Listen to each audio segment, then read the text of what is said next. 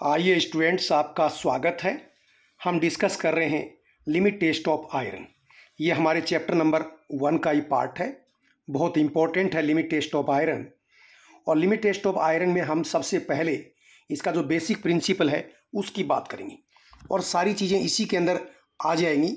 तो देखो इसके प्रिंसिपल में क्या है। Iron react with थायोग्लाइकोलिक acid. अब देखना है, आयरन तो आपका सैंपल है, उसमें आयरन होगा। That react with थायोग्लाइकोलिक acid in the presence of ammonia and citric acid. तो याद रखना है कि आयरन थायोग्लाइकोलिक एसिड के साथ में रिएक्ट करेगा, किसकी प्रेजेंस में? अमोनिया और सिट्रिक एसिड के साथ में। तो तीन चीज़ें याद रखनी है। एक, thioglycolic acid react with iron in the presence of ammonia and citric acid to form ferrous thioglycolate. इसमें आयरन और थायोग्लाइकोलिक एसिड की रिएक्शन से फेरस थायोग्लाइकोलेट जो है ये बनेगा। Ferrous thioglycolate complex that produce purple colour, और पर्पल कलर का फॉर्मेशन होगा और इस पर्पल कलर का टेस्ट में भी फॉर्मेशन होगा और जो हमारा स्टैंडर्ड सैंपल है उसमें भी होगा, और दोनों को हम आपस में कंपेयर करेंगे। अब यहाँ जो रोल की बात करें कि थायोग्लाइकोलिक एसिड है, इसका काम क्या है? तो it is use as reducing agent. ये रिड्यूसिंग एजेंट के तौर पे काम में आता है, एग्जाम में पूछा हुआ है।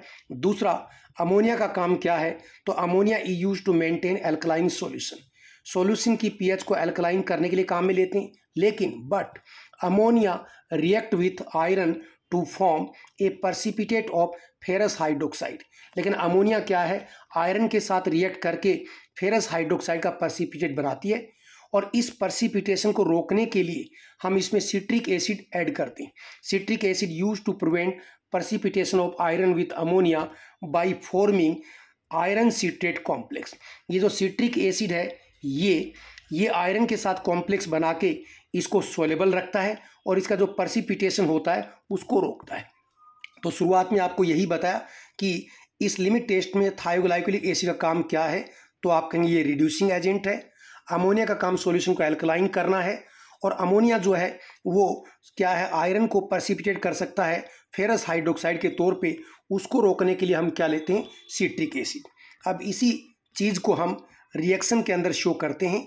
तो देखो आपके सामने रिएक्शन है, इसमें ये आयरन की फेरिक फॉर्म है F+3।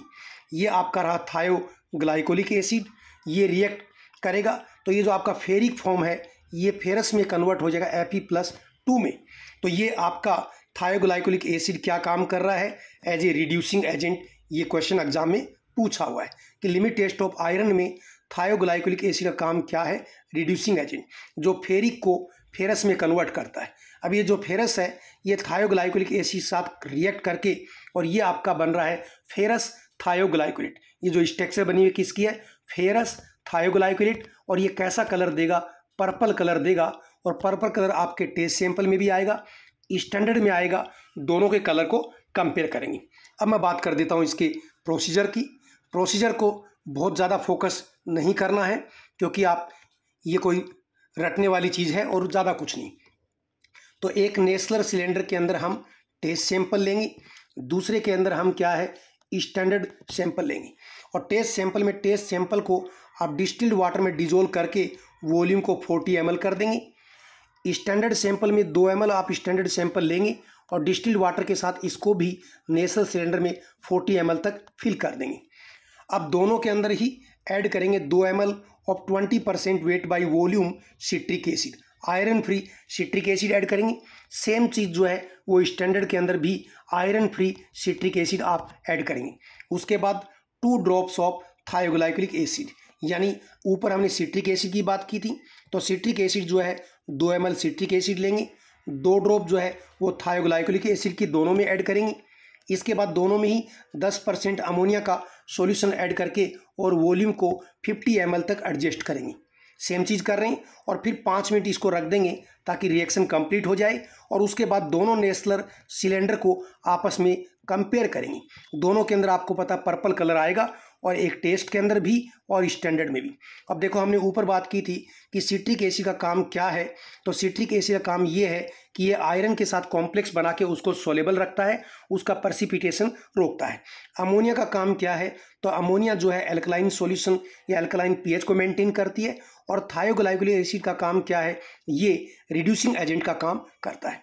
लास्ट में मैंने आपको बताया कि दोनों सैंपल को हम ऑब्जर्व करेंगे और जो कलर टेस्ट में डेवलप होगा उसको स्टैंडर्ड के साथ कंपेयर किया। तो कंपेयर्ड विथ डेवलप कलर यानी पर्पल कलर आएगा। इस कलर को भी आपको याद रखना है कि पर्पल कलर का फॉर्मेशन होता है और टेस्ट के पर्पल कलर को स्टैंडर्ड के साथ कंपेयर करेंगे। और इसका उल्टा, colour developed in standard compare with test solution, उसको टेस्ट के साथ कंपेयर करेंगे और आपका ऑब्जर्वेशन क्या होगा, दोनों कंपेयर किया और फिर रिजल्ट आप देंगे। Given sample passes the limit test of iron if colour produced in test sample is less than standard. ये सभी लिमिट टेस्ट में होता है। टेस्ट जो आपका नेस्लर सिलेंडर है उसमें जो पर्पल कलर है उसकी इंटेंसिटी यदि स्टैंडर्ड से कम होगी तो आपका सैंपल पास हो जाएगा। इसका मतलब उसमें आयरन लिमिट में है। और यदि ज़्यादा होगी तो फिर आपका सैंपल पास नहीं होगा, क्योंकि उसमें आयरन की प्रेजेंस लिमिट से ज़्यादा है। और लिमिट से ज़्यादा कोई चीज़ प्रेजेंट होगी तो वो आपको नुकसान कर सकती है। इसी के साथ ही मैं आपको कहूँगा धन्यवाद, जय हिंद।